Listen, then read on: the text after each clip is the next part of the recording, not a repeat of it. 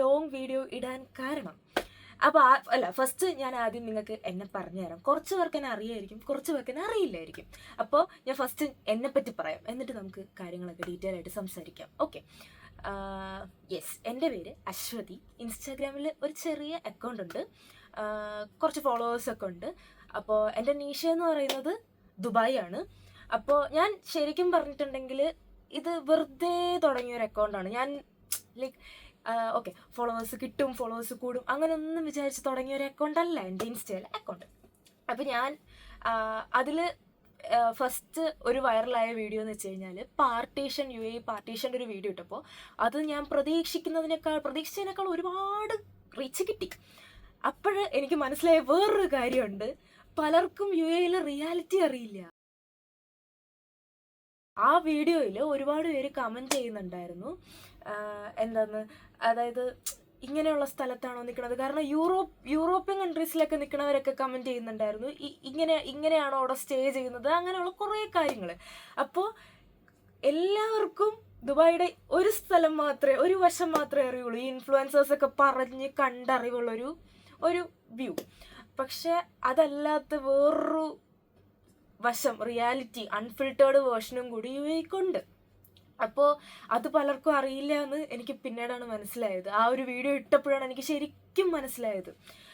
അപ്പോൾ ഞാൻ വിചാരിച്ചു, ഓക്കെ, എന്തുകൊണ്ട് നമുക്ക് ഇവിടുത്തെ അൺഫിൽറ്റേർഡ് വേർഷൻ 10 ആളെ കാണിച്ചുകൂടാ.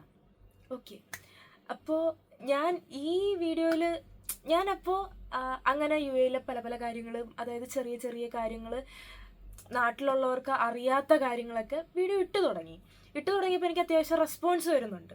അപ്പോൾ അങ്ങനെ പൊയ്ക്കൊണ്ടിരുന്നപ്പോഴാണ് എനിക്ക് കുറച്ചധികം എൻക്വയറീസ് വരുന്നത്. അതായത് എങ്ങനെ ദുബായിൽ വന്ന് ജോലി നോക്കാം, ഞാൻ എങ്ങനെയാണ് വന്നത്, അതുപോലെ തന്നെ ഇവിടെ വന്നു കഴിഞ്ഞാൽ ജോലി കിട്ടാൻ എളുപ്പമാണോ, ഇവിടെ വന്നു കഴിഞ്ഞാൽ എന്താണ്, ഒരു ഐഡിയ ഇല്ലാത്ത കുറേ ആൾക്കാരുണ്ട്. ഞാൻ കുറ്റം പറയണതല്ല, എനിക്കും ഒരു ഐഡിയ ഇല്ലായിരുന്നു. അപ്പോൾ ഞാൻ വിചാരിച്ചു, ഓക്കെ, നമുക്ക് ആ ഒരു ജേർണി കംപ്ലീറ്റ്ലി പറയാം. അതാവുമ്പം എന്താ, അറിയാത്തവർക്ക് അല്ലെങ്കിൽ വരണം എന്ന് ആഗ്രഹമുള്ളവർക്ക്, ഇവിടെ ഹെൽപ്പ് ചെയ്യാൻ ആരും ഇല്ലാത്തവർക്കൊക്കെ അത് യൂസ്ഫുൾ ആയിരിക്കും. അപ്പോൾ ഞാൻ വിചാരിച്ചു, എന്തുകൊണ്ട് നമുക്ക് അങ്ങനെ ഒരു വീഡിയോ ചെയ്തുകൂടാ. അപ്പം അതാണ് എൻ്റെ ഇതിൽ നമുക്കൊരു സീരീസ് പോലെ ചെയ്യാം. ഫസ്റ്റ് എനിക്ക് വരുന്ന കുറച്ച് മെസ്സേജസ് ഞാൻ നിങ്ങൾക്ക് ആദ്യം വായിച്ചു തരാം, എന്നിട്ട് നമുക്ക് അതിനുള്ള ഓരോന്നിൻ്റെയും ആൻസേഴ്സ് പറയാം. എനിക്കറിയാം ഈ ഒരൊറ്റ വീഡിയോയിൽ ഇത് തീരൂല, അപ്പോൾ നമുക്ക് പല പല പല പല സീരീസ് ചെയ്യാം.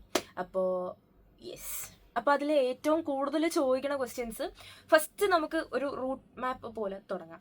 ആദ്യം എനിക്ക് വന്ന ഞാനൊരു Q&A ഇട്ടപ്പോൾ എനിക്ക് വന്ന ഒരു ക്വസ്റ്റ്യൻ ആണ്, visiting visa, ticket, documentation, attestation, room, food എല്ലാം കൂടി 1 lakh മതിയാവുമെന്ന് ദുബായിൽ വരുമ്പോൾ. ഇതിൻ്റെ സത്യസന്ധമായിട്ടുള്ളൊരു കാര്യം ഞാൻ പറഞ്ഞു തരാം.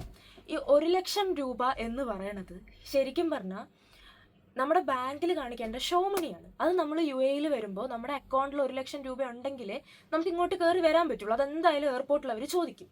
അപ്പോൾ ആ 1 ലക്ഷത്തിൽ നിന്ന് നമുക്ക് എന്തായാലും വരുന്നതിന് മുന്നേ നമുക്ക് ടിക്കറ്റും വിസയും ഡോക്യുമെൻറ്റേഷനും ഒക്കെ ചെയ്യണമല്ലോ. അപ്പോൾ ആ 1 ലക്ഷത്തിൽ ഇതിൻ്റെ എമൗണ്ട് ഒന്നും കണക്കാക്കരുത്.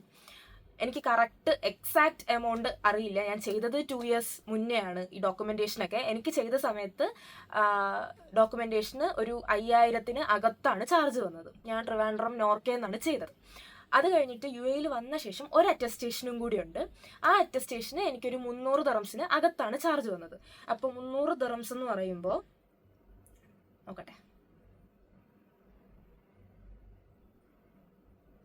യെസ്, 300 ദിർഹംസ് എന്ന് പറയുമ്പം ഇപ്പോഴൊരു 7800 രൂപ, ആ ഒരു റേഞ്ച്. ഇവിടെ വന്ന ശേഷം ഒരു അറ്റസ്റ്റേഷൻ ഉണ്ട്, നാട്ടിൽ നിന്ന് ഒരു അറ്റസ്റ്റേഷൻ ഉണ്ട്.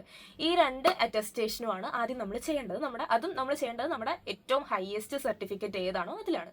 ഇപ്പം നിങ്ങൾക്ക് UG ആണ് ഹയസ്റ്റ് എങ്കിൽ UG ചെയ്യുക, +2 ആണെങ്കിൽ +2 ചെയ്യുക, PG ഉണ്ടെങ്കിൽ PG ചെയ്യുക, ഏതാണോ നിങ്ങളുടെ ഹയസ്റ്റ് സർട്ടിഫിക്കറ്റ് അതിൽ നമ്മൾ അറ്റസ്റ്റ് ചെയ്യുക. അപ്പോൾ ഇതിനെനിക്ക് അപ്പോൾ രണ്ടും കൂടി ഏതാണ്ട് ഒരു 10-നകത്ത് വന്നിട്ടുണ്ട് അറ്റസ്റ്റേഷന് മാത്രം.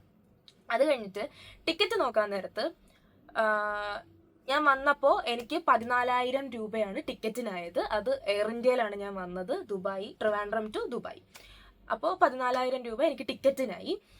വിസയ്ക്ക് 20,000 രൂപയ്ക്ക് അകത്താണ് 2 മാസത്തേക്കുള്ള വിസയ്ക്ക് എനിക്ക്. അതായത് എനിക്ക് കറക്റ്റ് എമൗണ്ട് ഓർമ്മയില്ല, പക്ഷെ എന്തായാലും ഞാൻ എടുത്ത സമയത്ത് 20,000 22,000 അതിനകത്ത് എന്തായാലും അതിനായിട്ടുള്ളൂ വിസയ്ക്ക്. അത് 2 മാസത്തേക്കുള്ള വിസിറ്റിംഗ് വിസയാണ് ഞാൻ എടുത്തത്.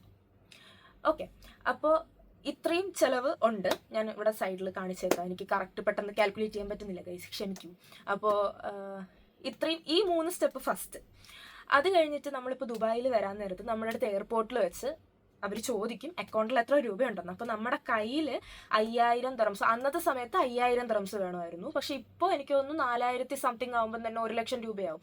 ഞാൻ വന്ന സമയത്ത് 23.50 ആ ഒരു എമൗണ്ട് ആയിരുന്നു. എക്സ്ചേഞ്ച് റേറ്റ് വരുമ്പോൾ 1 ദിർഹം എന്ന് പറയുന്നത് 23.50 ആ ഒരു റേറ്റ് ആയിരുന്നു. പക്ഷെ ഇപ്പോൾ അത് 26 അപ്പോൾ എനിക്ക് തോന്നുന്നു ഞാൻ വന്ന സമയത്ത് 5,000 അടുപ്പിച്ച് വേണമായിരുന്നു. ഇപ്പോൾ 4,200 ആ ഒരു ഇത് എത്തുമ്പോഴത്തേക്ക് 1,00,000 രൂപയാവും. ഒന്നിലെ നമ്മുടെ കയ്യിൽ 1,00,000 രൂപയുടെ UAE കറൻസി ഉണ്ടാവണം, അതായത് 4,000 ദിർഹംസ് ഉണ്ടാവണം. അല്ലെങ്കിൽ നമ്മുടെ ഇന്ത്യൻ ബാങ്ക് അക്കൗണ്ടിൽ 1 lakh ഇന്ത്യൻ റുപ്പി കാണണം. ഇതുണ്ടെങ്കിൽ നമുക്ക് കയറി വരാൻ പറ്റുള്ളൂ. അതെന്തായാലും അവർ ചോദിക്കും. നമ്മുടെ കയ്യിൽ ബാങ്ക് സ്റ്റേറ്റ്മെന്റ് വേണം. ഇല്ലാന്നുണ്ടെങ്കിൽ നമ്മൾ GPayയിൽ എടുത്ത് വെച്ച് നമ്മൾ ബാലൻസ് കാണിച്ചു കൊടുക്കണം. ഓക്കെ, അപ്പോൾ ഇതുണ്ടെങ്കിൽ നമുക്ക് ഇങ്ങോട്ട് വരാൻ പറ്റുള്ളൂ. അപ്പോൾ ഇവിടെ വന്ന ശേഷമുള്ള കാര്യങ്ങൾ എന്താണെന്ന് വെച്ച് കഴിഞ്ഞാൽ നമുക്ക് റൂം, മെസ്സ്, ട്രാൻസ്പോർട്ടേഷൻ, ഇത് മൂന്നുമാണ് നമുക്ക് മെയിനായിട്ട് വരുന്ന കാര്യങ്ങൾ. അപ്പോൾ റൂം എന്ന് പറഞ്ഞു കഴിഞ്ഞാൽ ഓക്കെ, നമ്മൾ മലയാളികളാണ്. അപ്പോൾ നമുക്ക് ഏറ്റവും ഫസ്റ്റ് വീട്ടിൽ നിന്നൊക്കെ മാറി നിന്ന് ആദ്യമായിട്ട് ദുബായിൽ വരുന്ന ഒരാളാണ്, നിങ്ങൾക്ക് ആരെയും അറിയില്ല ഇവിടെ നിന്നുണ്ടെങ്കിൽ നേരെ കരാമയ്ക്ക് വരിക. വന്ന് 4 ഗ്രോസറി ചോദിച്ചാൽ തന്നെ നിങ്ങൾക്ക് റൂം കിട്ടും. ബെഡ് സ്പേസ് ആയിരിക്കും കിട്ടുക. നിങ്ങൾ നാട്ടിലെ ഓർമ്മയിൽ വരിക ചെയ്യരുത്. നാട്ടിലെ ബെഡ് സ്പേസ് അല്ലെങ്കിൽ നാട്ടിലെ ഹോസ്റ്റൽ സെറ്റപ്പേ അല്ല. ഇവിടെ എന്ന് വെച്ച് കഴിഞ്ഞാൽ ഒരു ബെഡ് സ്പേസിൽ 10ഉം 12ഉം ആൾക്കാരുണ്ടാവും. നിങ്ങൾക്ക് അവിടുത്തെ ചാർജ് വരണമെന്ന് വെച്ച് കഴിഞ്ഞാൽ 700 AD ആയിരിക്കും. 700 AD എന്ന് പറയുമ്പോൾ ഇത് ഞാൻ പ്രിപ്പയർ ചെയ്തിട്ട് ചെയ്യണ വീഡിയോ അല്ല ഗൈസ്, അതുകൊണ്ട് തന്നെ ഇതിൻ്റെ ഒന്നും INR വേർഷൻ ഞാൻ എടുത്തു വെച്ചിട്ടില്ല. അപ്പോൾ ഞാൻ ഓക്കെ, 700 എന്ന് പറയുമ്പോൾ ഒരു 18,000 രൂപ അടുപ്പിച്ച് നിങ്ങൾക്ക് ബെഡ് സ്പേസിലാണെങ്കിൽ ചാർജ് വരും. പിന്നെ പാർട്ടീഷൻ ഉണ്ട്. പാർട്ടീഷൻ ആണെങ്കിൽ 700 കിട്ടൂല, അത് ഓരോ ലൊക്കേഷൻ അനുസരിച്ചിട്ടാണ്. ഇപ്പോൾ കരാമയിലൊക്കെ നിൽക്കണം എന്നുണ്ടെങ്കിൽ, കരാമയിലല്ല ഒരുവിധപ്പെട്ട ദുബായിൽ എവിടെ പാർട്ടീഷനിൽ നിൽക്കണം എന്നുണ്ടെങ്കിലും ഒരു 1,200 മുകളിൽ എന്തായാലും പാർട്ടീഷൻ വരും. പക്ഷെ ഫസ്റ്റ് ടൈം നിങ്ങൾ വരാൻ നേരത്ത് പാർട്ടീഷനിൽ ഒറ്റയ്ക്ക് നിൽക്കണതിനേക്കാളും കുറച്ചുകൂടി നല്ലത് ബെഡ് സ്പേസിൽ നിൽക്കണതായിരിക്കും. അപ്പോൾ 700 ആണ് സ്റ്റാർട്ടിങ് വരുന്നത്. പിന്നെ മുകളിലോട്ട് അതിനും കുറഞ്ഞ് കിട്ടും. പക്ഷെ ഞാനിപ്പോൾ പറയണത് കരാമ എന്ന് പറയുന്ന സ്ഥലത്തിലുള്ള ഒരു സംഭവമാണ്. അപ്പോൾ 700 ദിർഹംസ് ആണ് നിങ്ങൾക്ക് ഇതിന് വരുന്നത് ബെഡിന്. അത് കഴിഞ്ഞിട്ട് ഫുഡ് വരാൻ നേരത്ത് ഫസ്റ്റ് ടൈം വരുന്നത് കൊണ്ട് തന്നെ കുക്ക് ചെയ്യാൻ ട്രൈ ചെയ്യണ്ട. കുക്ക് ചെയ്ത് കഴിഞ്ഞാൽ നമ്മുടെ കയ്യിൽ നിൽക്കില്ല. പ്രത്യേകിച്ച് നാട്ടിൽ നിന്ന് വരാൻ നേരത്ത് വല്ലതൊക്കെ ഉണ്ടാക്കാൻ അറിയാമെങ്കിൽ കുഴപ്പമില്ല. പക്ഷെ നമ്മളിവിടെ വന്ന് നമ്മൾ ഒന്നാമത് ടയേർഡായിരിക്കും. മാത്രമല്ല നമുക്ക് ടെൻഷൻ കാണും, സ്ട്രെസ് ഉണ്ടാവും, പ്രഷർ ഉണ്ടാവും, എല്ലാം ഉണ്ടാവും. അപ്പോൾ അതിൻ്റെ ഇടയിൽ കൂടി കുക്ക് ചെയ്ത് ആവശ്യമില്ലാത്ത പണിയെടുക്കാൻ നിൽക്കണം എന്ന് ഞാൻ പറയില്ല. എന്തുകൊണ്ടും നല്ലത് മെസ്സാണ്. അതാവുമ്പോൾ നമുക്ക് മാസം ആദ്യം തന്നെ ഒരു 300 ഒരു 400 ദിർഹംസ് മെസ്സിന് വരും. 400 ദിർഹംസ് എന്ന് പറയുമ്പോൾ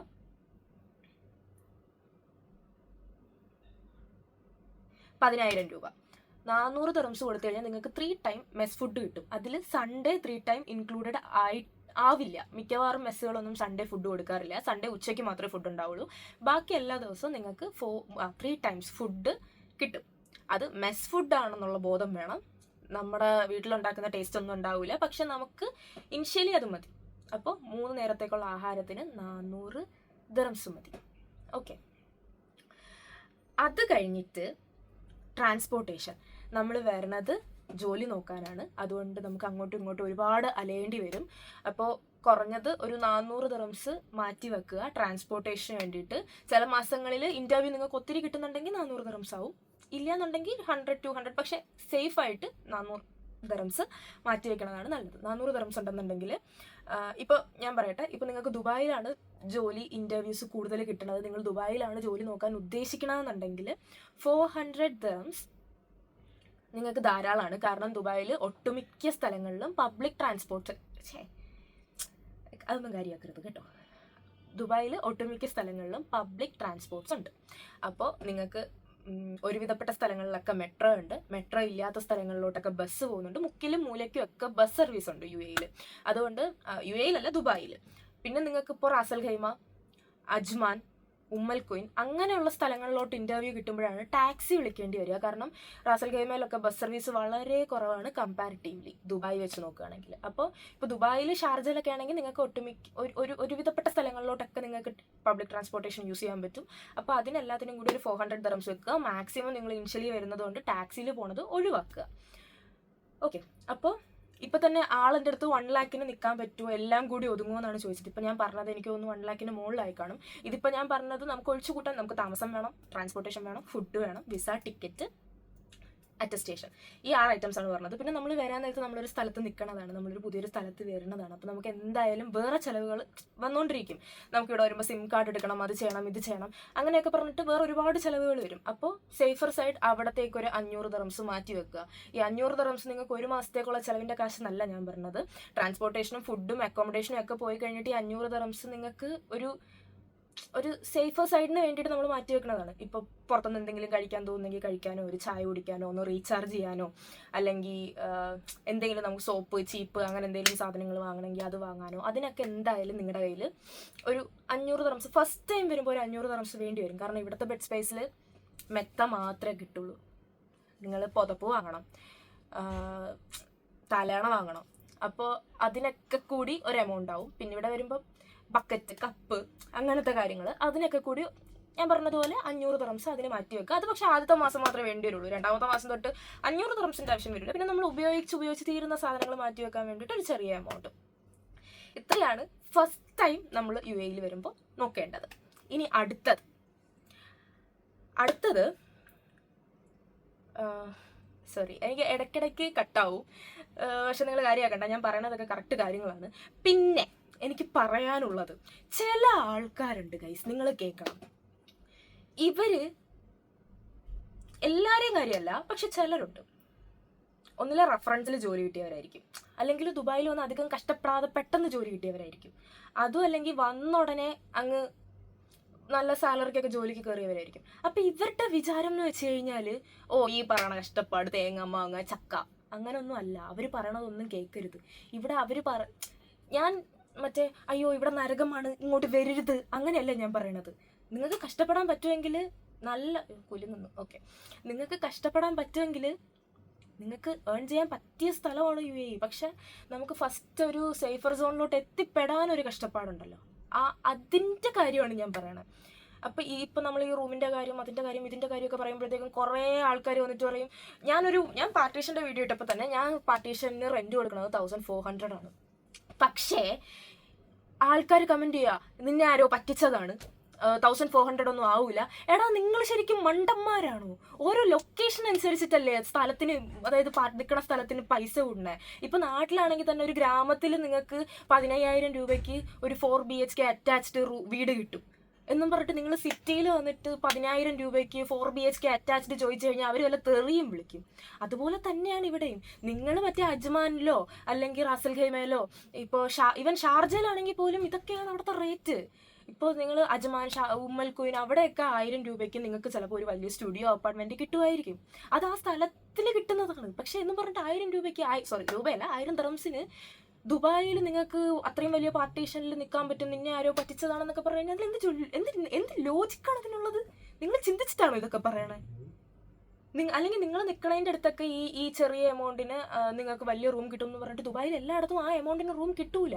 അതുകൊണ്ട് ഈ ആൾക്കാർ പറയുന്ന കമൻസും കാര്യങ്ങളും ഒക്കെ കേട്ട് നിങ്ങൾ ഇതാവാതിരിക്കുക. നമ്മൾ മാക്സിമം ഞാൻ നിങ്ങൾക്ക് എന്തെങ്കിലും ഡൗട്ട് ഉണ്ടെങ്കിൽ ചോദിക്കുക. ഞാൻ നിങ്ങൾക്ക് മാക്സിമം എന്നെക്കൊണ്ട് പറ്റുന്നത് പോലെയുള്ള റൈറ്റ് ഇൻഫോർമേഷൻ തരാം. നമ്മൾ ഓക്കെ, അത്രേ ഉള്ളൂ. എനിവേ, അതപ്പുറത്താരോ സംസാരിച്ചു. ഇവിടെ നമ്മൾ തുമ്മിക്കഴിഞ്ഞാൽ അപ്പുറത്തുള്ളവർക്കും കേൾക്കാൻ പറ്റും, ഇപ്പുറത്തുള്ളവർക്കും കേൾക്കാൻ പറ്റും. എന്നിട്ട് ഞാൻ ഈ കിടന്ന് കല അലയ്ക്കുന്നു. ഓക്കെ, അപ്പോൾ നിങ്ങൾക്ക് എന്തെങ്കിലും ഡൗട്ട് ഉണ്ടെങ്കിൽ കമൻറ്റ് ചെയ്യുക, നമുക്കതൊക്കെ ക്ലിയർ ചെയ്യാം. ഇനിയിപ്പോൾ ഞാൻ പറഞ്ഞതിൽ എന്തെങ്കിലും മിസ്റ്റേക്ക് ഉണ്ടെങ്കിൽ ദയവ് ചെയ്ത് റൈറ്റ് ഇൻഫോർമേഷൻ കമൻറ്റ് ചെയ്യുക. കാണുന്നവർക്ക് ഉപകാരപ്പെട്ടോട്ടെ. ഓക്കെ, അപ്പം ഇനി അടുത്ത സ്റ്റെപ്പ്, നമ്മൾ ദുബായിൽ വന്നു, ഇനി അടുത്തത് എന്ത് ചെയ്യണം? നമ്മളിപ്പോൾ ഒറ്റയ്ക്കാണ് നിങ്ങൾ ദുബായിൽ വരണമെങ്കിൽ നിങ്ങൾക്ക് എങ്ങനെ ഒരു റൂം കണ്ടുപിടിക്കാം? ഓക്കെ, അത് ഞാൻ അടുത്ത വീഡിയോയിൽ പറയാം. ഓക്കെ.